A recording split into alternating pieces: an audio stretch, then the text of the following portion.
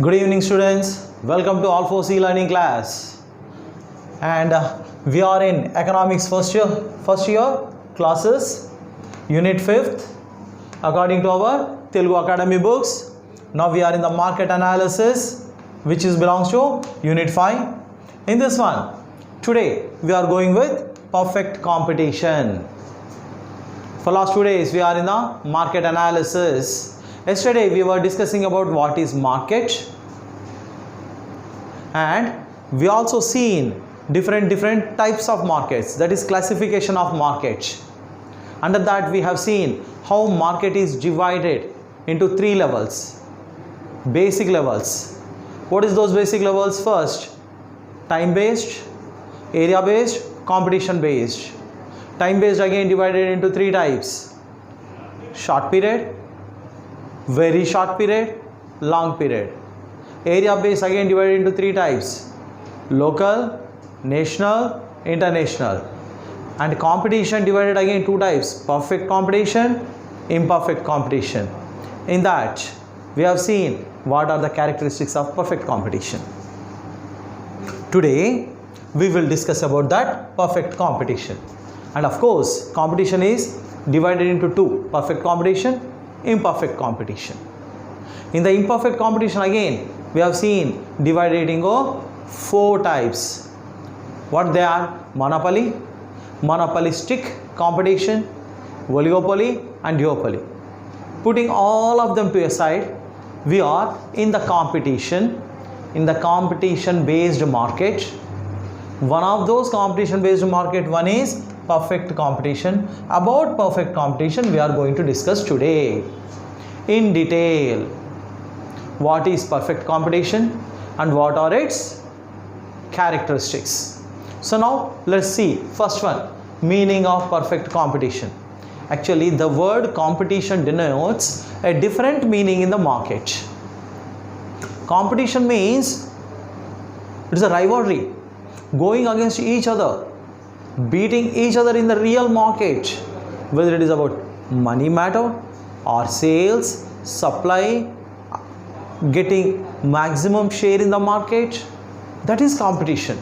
In every way the competition is supposed to be there, but in the perfect competition, those all meanings which are generally taken as competition, it is quite against to that.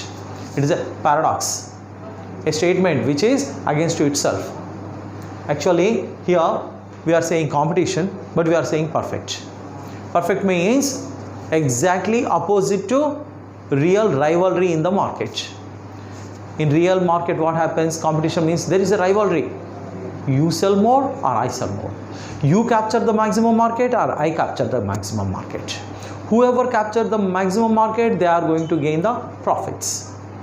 So that is real competition. But perfect competition is exactly opposite to that. Already I told you once, which is been recommended by Leon Walras. Leon Walras is the person, the economist, who proposed this perfect competition. Now let us see what are the characteristics of perfect competition. What it is? Perfect competition characteristics. First one, large number of buyers and sellers. There are many buyers and many sellers. Generally, we take as an example of this perfect competition is grains, vegetables, etc. Particularly food grains. Okay, but nowadays we cannot say it is perfect because it is only a myth. Generally, you won't see anywhere in the market. But this is very easy to understand what happens in the market. Thus, under the perfect competition, the first characteristic is large number of buyers as well as sellers. Yeah, plenty of buyers, plenty of sellers. Due to so many buyers and so many sellers, one buyer or one seller cannot influence the price or the market. In this market, buyers as well as sellers going to fix the price. Buyers create the demand, sellers create the supply at a perfect period of time, at a perfect price. At a price, at a period of time, buyers creates the demand, sellers creates the supply.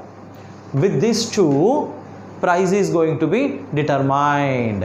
How the price will be determined, we will see here. Price determination. Before that, you need to understand this characteristics of perfect competition. In the perfect competition, how the price determined, here we will see with demand and supply. Demand is created by whom? Buyers. Supply is created by whom? Sellers. They both will fix the price.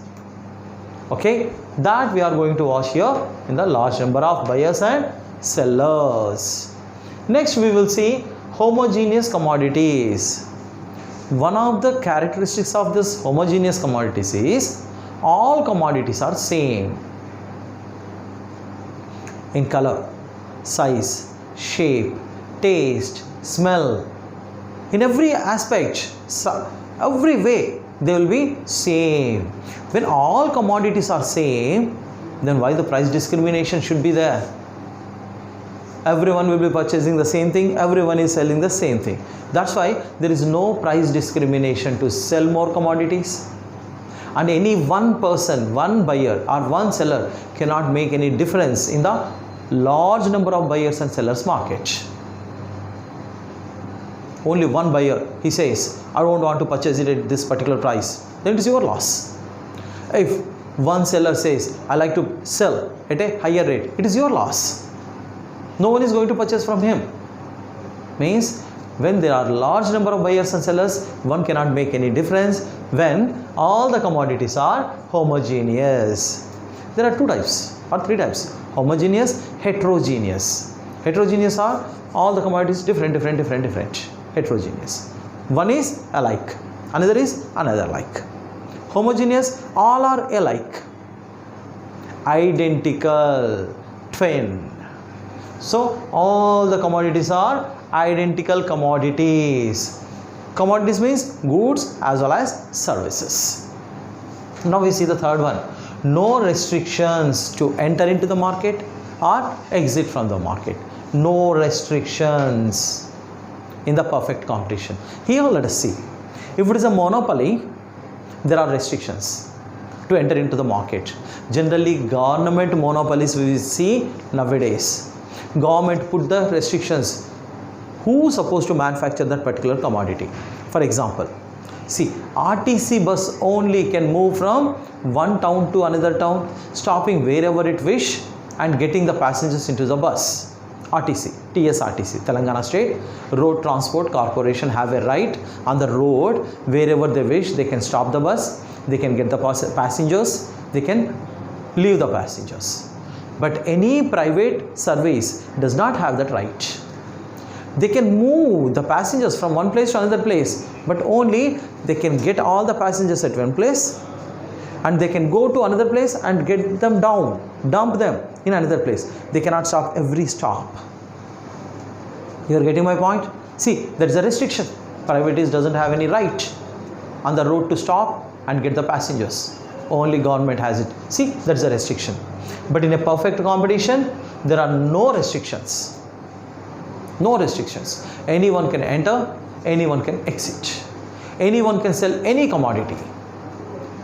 If it is fruits, anyone can enter and start selling the fruits. It is not that only the person who got the permission to sell in the fruits market has to enter into the market. Others are not allowed to enter into the market. These conditions won't be there. Then there are no restrictions for entering or exiting from the market.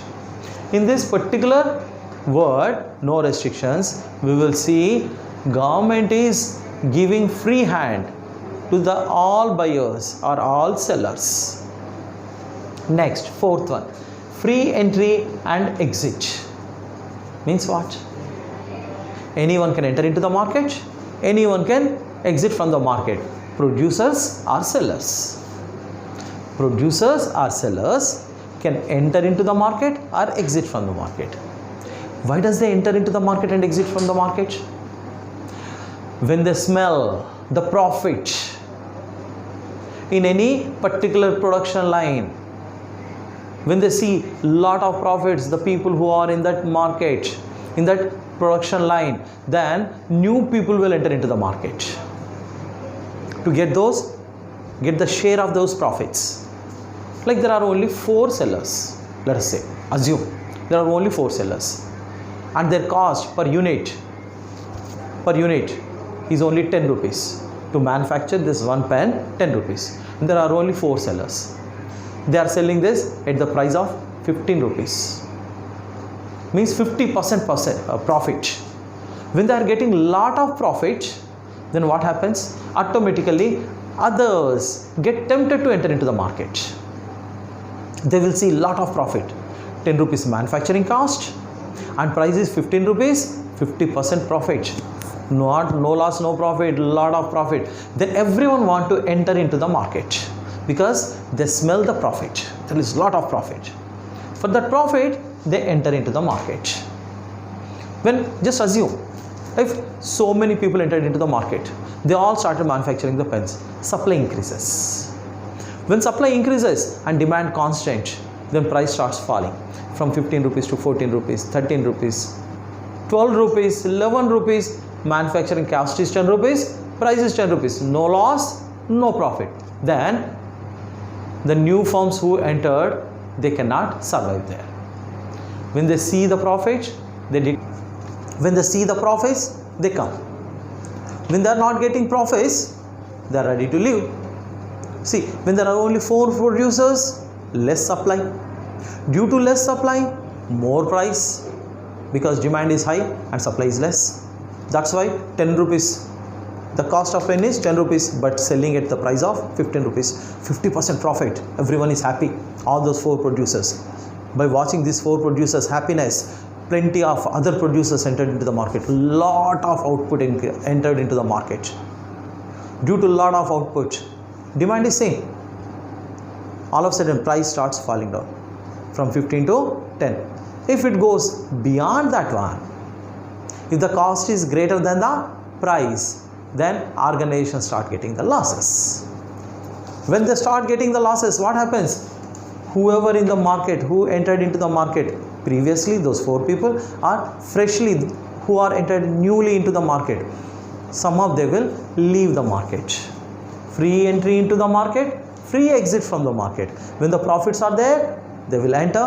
When the profits disappear or when they start getting losses, they will exit from the market of pens. Maybe it is pens, fruits, flowers, vegetables. There are plenty. It's a big market.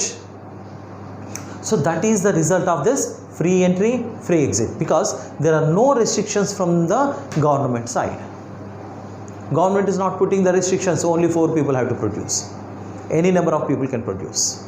Any number of people can sell the commodities. So that's why no restrictions from the government side, and profits will be shared according to the entry and exit. Next, free mobility of factors of production.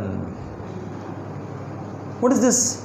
See, wherever more salaries are getting paid, labor moves from less payment to higher payment zone. If in Hyderabad more salaries are there for manufacturing of pens, then immediately the people who are manufacturing pens in Karimnagar, they will move to Hyderabad. If they get to know there are more profits in Mumbai than Hyderabad, the people will start moving from Hyderabad to Mumbai for more profits. See, mobility of factors of production. This is from the organizer side. I say at the labor side. Labor are free to move from one place to another place. If there are more salaries paid at Bangalore, immediately software employees will move from Hyderabad to Bangalore to get more salaries. See, free mobility, free movement from one area to another area, no restrictions. Okay, let us see an organizer who is producing pens. He see more profit in manufacturing of toys. Then he will move from pens manufacturing to toys manufacturing. Free mobility. Land which is producing till now wheat, all of a sudden it sees the agriculture sees more profit in sugarcane production. Then he moved the land from production of wheat to sugarcane. free mobility.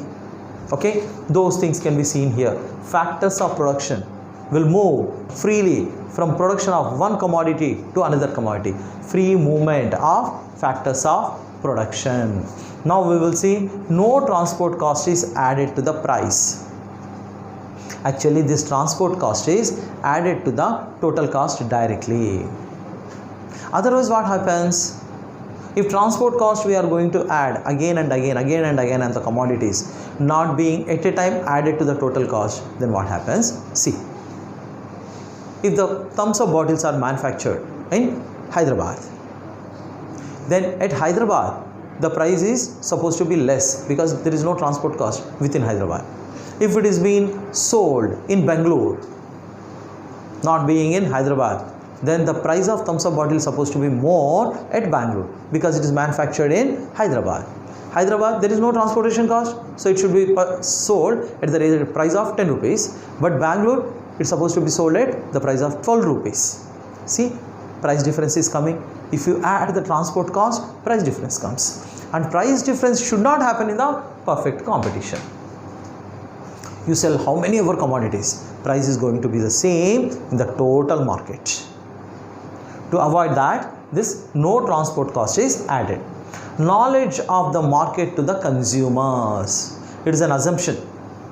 These are all characteristics are sort of assumptions that all the consumers have the knowledge about market.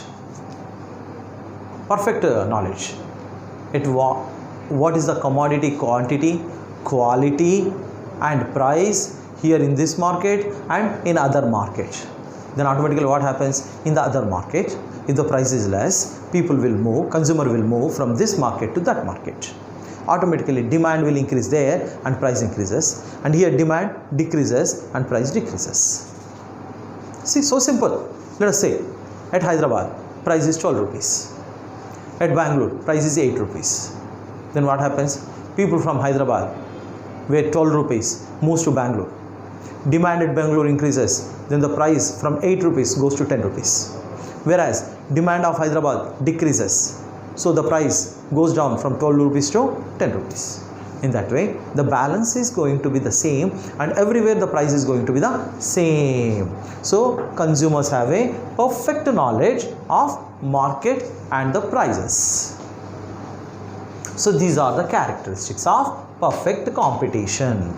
Now we will see how the price determined in the perfect competition. This is a very important topic. Tomorrow we will discuss in detail about this. But here today I give you just touch and go. How the price determined in the perfect competition. Price determination perfect. See, when price is high, already you have seen in the supply analysis and demand analysis, I told you here everything is going to be added. Third chapter demand analysis, fourth chapter supply analysis, we are adding here cost analysis, revenue analysis, everything comes in the market. So here we will adding only supply and demand. See, whenever price is low, supply is low. Price is high, supply is high. As the price increases, supply increases. Exactly opposite to this, price is low, demand will be high. Price increase, demand decrease. These two are exactly opposite to each other. Price and demand have an inverse relation. Price and supply have a positive relation. Price increase, supply increase. Price increase, demand decrease, inverse relation. So wherever the supply and demand is equal to the price, that is called as equilibrium price. What it is called? Equilibrium price.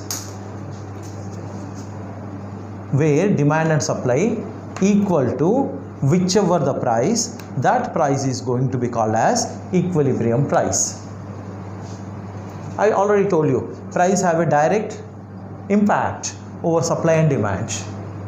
When supply, price decreases. Along with the price, supply decreased, but demand increased. Increased demand put pressure over the price. Because supply is less, there are only 20 units are ready to be sold, but the demand is for those commodities at 10 rupees is 60 units. More people are ready to purchase, but less commodities available in the market to sell. Then what happens? Automatically price starts increasing. More units demand, less units ready to be sold. Then price increases. When the price comes to 30 rupees, demand is same, supply is same.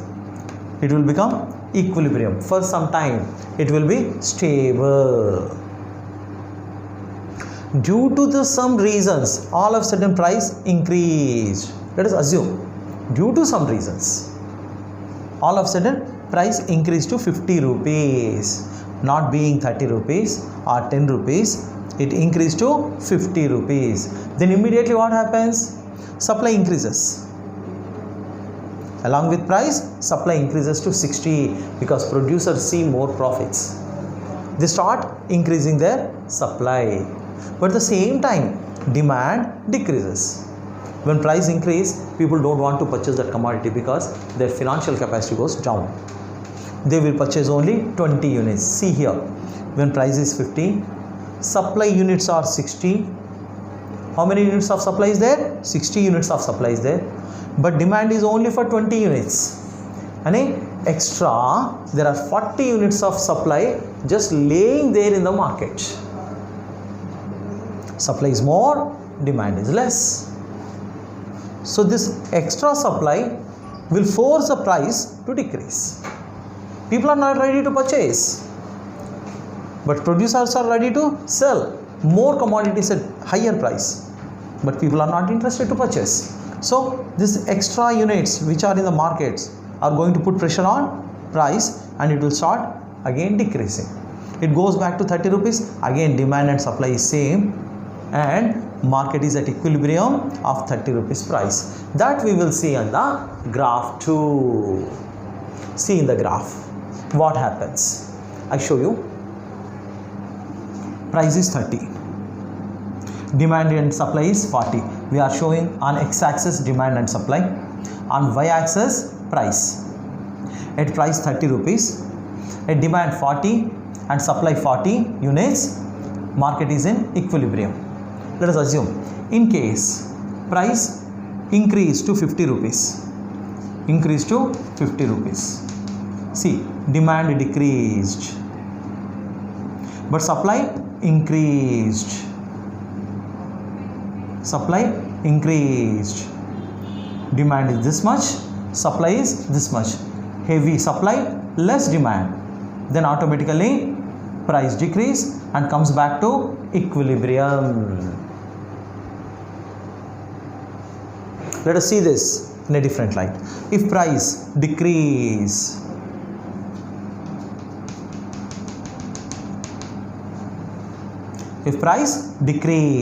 what happens? Supply, see supply decrease, demand increase.